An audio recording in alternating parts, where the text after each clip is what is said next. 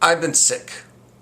That's the best explanation I can give for why I haven't made a video in so long.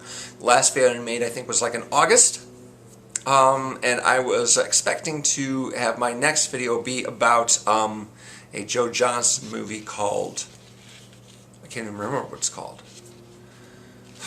Something about guys firing off rockets. Jake Gyllenhaal. October Sky. That's what it's called. Sorry. As part of a series that I'm doing right now. Yeah, I got very sick, very congested, had pink eye, had a slight fever, and my throat really felt horrible for a long time, and so I wasn't able to speak for long periods of time comfortably.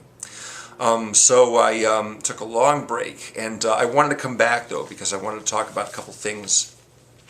First of all, Luke Ryan, whose channel is Razorwire Reviews, is, shortly going to be posting his marathon video for this year, his 24-hour movie marathon, which Ryan Chataway is the founder of that, so to speak. And so that'll be soon. That'll be very soon. He's re-airing and doing live streams on the previous marathons. He's just did 3 recently. Might have done 4 by the time you watch this. But the new one should be up, soon. So looking forward to that very much. The link to his channel is below in the description if you'd like to check it out.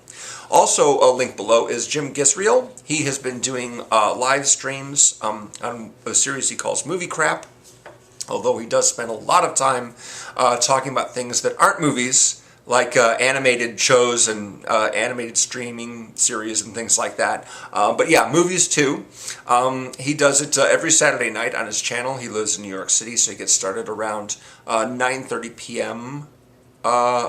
Central Time, which makes it 10:30 Eastern. I'm used to thinking in terms of Chicago time. Sorry about that. But he's been having a lot of success there. A lot of people really seem to enjoy tuning in and commenting. And he actually touched on a subject that I want to talk about in this video, but I'll get to that in a little bit. No, actually, you know what? I'm going to get to it right now. No. Actually, one thing that I like to do every single year on my YouTube channel is to do a video on what I'm looking forward to most in the upcoming movie season. But since Entertainment Weekly went from a weekly to a monthly, it's actually still called Entertainment Weekly, even though they only publish 1 magazine per month. Anyway, when this came out, I was still not feeling so well. But it's mid-November, and I really ought to do a little, if I'm going to do a video on what I'm looking forward to seeing, excuse me, before the end of the year, it really ought to be soon, because the year's almost over. We've only got about a month and a half or less in 2019. So unfortunately, in the past, these issues have covered new releases in theaters from September through the end of December. But this year, the magazine itself came out in October, and so they only covered November and December, 2 months instead of 4, which is very unfortunate. Anyway, so I looked through that, and I wanted to just talk a little bit about what I'm looking forward to seeing. Here's what I've already seen from releases that came out since the beginning of the month. The Irishman by Martin Scorsese, Motherless Brooklyn, directed by Edward Norton, starring him, the new Terminator movie, and Dr. Sleep. Movies that I haven't seen yet but want to, that have already come out, and are The Reports with Adam Driver, another Adam Driver movie with Scarlett Johansson called Marriage Story, that's directed by Noah Baumbach, Ford versus Ferrari, and then we have basically coming up Knives Out, which is Rian Johnson's new film with Daniel Craig and a big cast. A Hidden Life, which is Terrence Malick's new film, that's coming out December 13th, along with Clint Eastwood's new movie Richard Jewell, and Seberg, which is a drama about the actress Jean Seberg, starring Kristen Stewart. And on December 20th, the movies scheduled to come out then are, of course, the new Star Wars movie, Episode 9, Bombshell, which has Charlize Theron and Nicole Kidman playing personalities on Fox News, 1917, which is a World War I movie directed by Sam Mendes, Just Mercy, which has the main characters played by Jamie Foxx and Michael B. Jordan, and Little Women, which is directed by Greta Gerwig, who did Little Bird, right? Or was it Lady Bird? Sorry, Lady Bird. Saoirse Ronan starred in that. She also stars in this one along with Emma Watson and Florence Pugh. I believe that's how you say her name, Florence Pugh. She played Paige in the WWE movie from earlier this year, Fighting with My Family. So that's what I'm looking forward to. And there's probably going to be other stuff that I'm not aware of that I'm interested in seeing. Earlier this year, I was looking forward to seeing It Chapter 2, but I didn't get around to seeing that. But there's some other things. I saw Zombieland 2. I saw some other stuff that I enjoyed, and a few things that I didn't like so much. But that's pretty much what I'm looking forward to.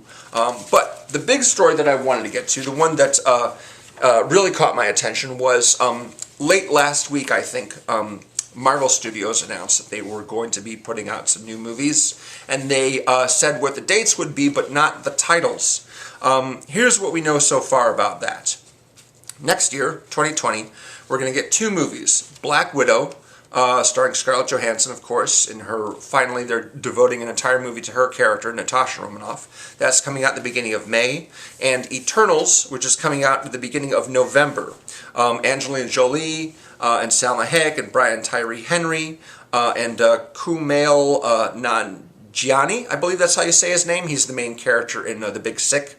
They're all going to be starring in that, and the director is Chloe Zhao, who directed The Writer. Oh, by the way, Black Widow is directed by Kate Shortland, who did Berlin Syndrome, which I reviewed earlier for my series, Directors of the MCU. In 2021, we're going to have Shang-Chi and the Legend of the Ten Rings, which is directed by Destin Daniel Cretton, who is the director of Just Mercy, which is about to come out. He's also the director of Short Term 12. And so far he's directed 3 films with Brie Larson, so there's a question of whether or not Captain Marvel might show up in this new Shang-Chi movie, or, because Brie Larson and Destin Daniel Cretton are really tight, so maybe that will happen. Or maybe she just suggested to Marvel Studios that he would be a good director to hire for something. Anyway, Tony Leung, Simu Liu, if I think that's how you say his name, and Awkwafina are going to be starring in that. I know practically zero about the character of Shang-Chi, so I'm looking forward to that and learning all about that character. That movie's coming out in mid-February of 2021. Now, usually how Marvel Studios works is they have releases at the beginning of May, mid to late July, and to early November, and 2021 is no different. They're going to have the new Doctor Strange movie, once again directed by Scott Derrickson. That's going to be coming out at the beginning of May, and Elizabeth Olsen is going to be in it as well, playing Wanda Maximoff. In July, we're getting a new Spider-Man movie, which for the time being I'm called Spider-Man Home is Where You Wear Your Web. But they haven't really announced the title yet. Anyway, the Marvel Studios and Sony, they worked out a deal whereby they're going to continue to collaborate on Spider-Man movies, so that's nice. John Watts apparently is going to be returning as director, and J.K. Simmons might be playing a role. He might be reprising J. Jonah Jameson from the original Tobey Maguire Sam Raimi series because of his little cameo at the end of the last Spider-Man movie. But that's all up in the air. No details about that yet. That's going to be, obviously it's a year and a half, at least until that movie comes out. We're going to have Thor, Love and Thunder. Taika Waititi, who just released Jojo Rabbit, is going to be returning after directing Thor Ragnarok. And this one's going to revolve around not only Thor, but Jane something. What's her last name? I can't remember her last name, but anyway, that's the character played by Natalie Portman in the first 2 Thor movies. Sat out the 3rd one, but apparently is going to be returning so she can take up the mantle of Thor and acquire Thor's abilities and fight bad guys while also fighting cancer, apparently, according to the comic book series. Jane, I can't even, I don't know why I can't remember her last name. It's a really sort of like plain name, like Jane Jones or Jane Smith or something like that. Anyway, so I wonder, since the Mjolnir hammer has been destroyed, and they took Mjolnir from the past to use in Endgame, but then returned it to the past again, whether or not she's going to be using Stormbreaker instead, the big axe, which would be weird because that thing is like as tall as she is. Natalie Portman's a kind of a small person. Anyway, that's coming out in the beginning of November. So after that, things are a little vague. We've got Black Panther 2 scheduled to come out. Ryan Coogler is going to be returning, of course. That's scheduled to come out the beginning of May of 2022. But aside from that, there's going to be 3 other movies coming out in 2022. Now, Captain Marvel, of course, will probably also be getting a sequel. And the dialogue in Avengers Endgame hinted around at the possibility of Namor, the submariner, Submariner returning. However, we've also got newly acquired X-Men characters and the Fantastic Four because of Disney's acquisition of 20th Century Fox. So those guys can make an appearance. Let's put them aside for now and just sort of focus on the characters that aren't being drafted in from another studio at the moment. I figured there was a possibility that Namor could be introduced in the Black Panther sequel and then get his own movie after that. Kind of like the way Black Panther was introduced in Captain America Civil War. But if Captain Marvel is also going to be coming out in 2022, which would make it basically 3 years after her first solo movie, I was thinking maybe instead of Captain Marvel coming out in February of that year, that they would move Captain Marvel 2 and have that movie come out in July, because they have a movie scheduled to come out in July of 2022, and have Namor come out before Black Panther 2 in February of 2022. Again, this is just a guess on my part, but looking at the what the release dates are, I figured that that's a possibility. Also, we've got a Blade movie coming out. Blade has been played by Wesley Snipes in 3 previous movies, but now he's going to be in the Marvel Cinematic Universe, and so that movie could possibly come out in October of 2022 because Marvel Studios has a movie scheduled for that date as well. After that, who's to say? We're going to have Guardians of the Galaxy, another one of those movies coming out. But I don't imagine that movie will come out any earlier than 2023, because first James Gunn has to direct the sequel for Suicide Squad for DC and Warner Brothers. That movie is scheduled to come out in the summer of 2021. And seeing how long it takes to make to render all those visual effect shots for all the CGI characters, including 2 major characters, Groot and Rocket, for each one of these movies right here, I don't expect that movie to come out any earlier than the summer of 2023. Now, it could come out in May. There is a Marvel Studios movie scheduled for May of 2023, or it could be July. I'm going to say possibly July instead, because we have no Avengers movie scheduled. Avengers movies typically come out the first week of May or the last week of April. That's how they've always been. And since we have Black Widow coming out next year, Doctor Strange coming out the year after that in May, and Black Panther 2 coming out the year after that in May, that doesn't leave a lot of room for an Avengers movie unless it comes out in some time other than early May. So if the next Avengers movie comes out in 2023, it will probably be early May of that year.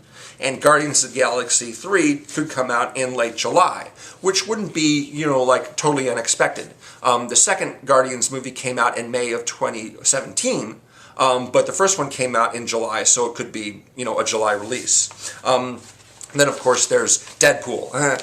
We've got the X-Men, we've got Fantastic Four. They're all going to be in the MCU now, but all those roles are going to be recast, so who knows when those things are coming out. However, Deadpool, on the other hand, already has its leading man. Ryan Reynolds is going to stay on playing Wade Wilson, and so that movie could come out in the summer of 2023, or they might release it in February. They've got a February movie scheduled for something.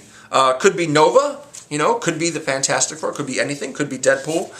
Since the first Deadpool movie came out in the early part of the year, but the second movie came out in summer, I'm just wondering whether or not they're going to try and make it a summer release. But if they do that, they'd have to wait until 2024, unless they're going to skip the Avengers for 2023 and have Deadpool and Guardians of the Galaxy Volume 3 come out in 2023. That means that the next Avengers movie, if they stick with the May schedule, won't come out until 2024, which will be 5 years after Endgame. I don't know that they want to wait that long for another Avengers movie. But seeing as how they have so many new characters introducing, and they've got all these other characters that they couldn't use, that they've now got back again and can use, the X-Men and the Fantastic Four, who knows?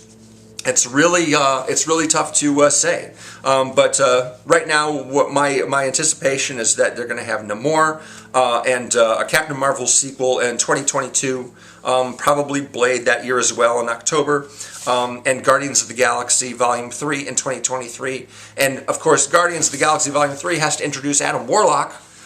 So we're going to have a movie with that guy. I don't know if there's going to be a whole movie devoted to him or he's just going to be a character in some other movie. Maybe he'll be in Avengers 5. I don't know.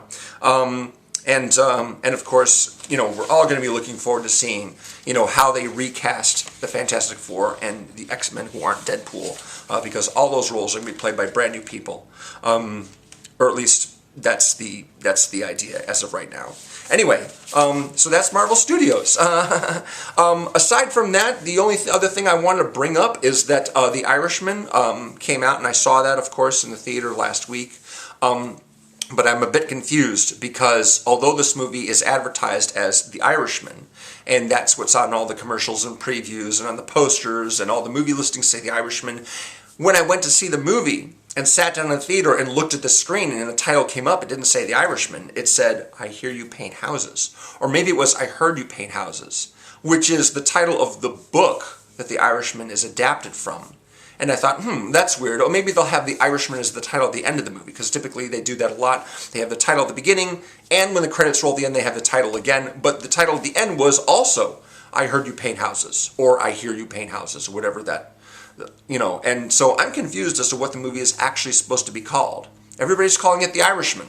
But if you go and see the movie, and you look at the screen and watch the movie, it doesn't say The Irishman. It says, I Heard You Paint Houses. So is that the real title? The movie is going to be on Netflix by the end of the month. You'll be able to look at it then. My guess is that it's going to say The Irishman on the movie because some people that I communicated with speculated that it's called The Irishman because it's more of a marketable title. It's more of a friendly title, I guess, than I Heard You Paint Houses or I Hear You Paint Houses. I don't know. I think it's weird that Scorsese would say, "Hey, Netflix, thanks so much for funding this passion project of mine, and you can call it The Irishman if you want, but I'm going to call it something else." That's just weird, having two different titles for the movie. But it's not unheard of. I mean, X-Men 2 had a subtitle that was used in the advertising, X-Men United, but that's not the official title of the movie. And there's other, smaller instances like that, like the Bad Lieutenant sequel with Nicolas Cage. The official title has like a second colon, whereas the advertising has a comma instead. Oh, and for Iron Man 3, all the advertisements have the numeral 3 on it, but if you watch the movie itself, when the title comes up, it actually spells out the word 3 on it, which is, I think, kind of a joke. But this is really strange. I mean, it's a completely different title. Other than the fact that it starts with the same letter, one could never be confused with the other. It's not like it's an alteration of the title. It's like we added something or subtracted something for the title. For the advertising, no, the title is just completely different. And so I'm tempted to watch the movie again in the theater, even though it's 3.5 hours long, just to see, were my eyes playing tricks on me? I'm pretty sure, it said, I Heard You Paint Houses instead of The Irishman. I don't get it. But of course, once it comes on Netflix, it'll be available for lots more people to see, rather than the tiny amount of theaters that it's playing in right now. And so, we'll all get to see for ourselves whether or not it's still called The Irishman, or whether or not the movie itself, now and forevermore, will have a different title from what was advertised. It's strange. I don't get it. Movie's good though. Like the movie. It's long. It's a lot less zippy. A lot less fast-paced than a typical Scorsese gangster movie. Obviously it's easy to compare it to Goodfellas and Casino other gangster movies that Scorsese has made, but it's someone called it the most deglamorized gangster movie that Scorsese has made, and I think that's certainly true. It's a good movie though. And I hope De Niro gets a Best Actor nomination. That would be great. Anyway, that's all I've got for right now. I owe you guys a video on October Sky, of course, and I want to continue on with my directors of the MCU. I'm sorry that I've been away for so very long, but I just couldn't speak like this on camera because of my throat. My throat was just not good, and everyone was complimenting me on my deeper voice and everything like that, but it was not comfortable to talk for long periods of time. But I'm back now. And I'm looking forward to not only making videos on Marvel movies, but lots of other stuff as well. I don't want to be exclusively about Marvel Studios. You know, that would be boring. Some of you have come over from Jim Gisriel's channel, watching the live stream. Whenever I have a Patreon question for him, he always recommends people check out my channel. So thank you very much for Jim for that, and thank you for those of you who've come from Jim's channel over to mine and subscribed. Got some new subscribers recently, even though I haven't been making squat as far as videos go. So thank you very much, and I'll see you again real soon. Take it easy.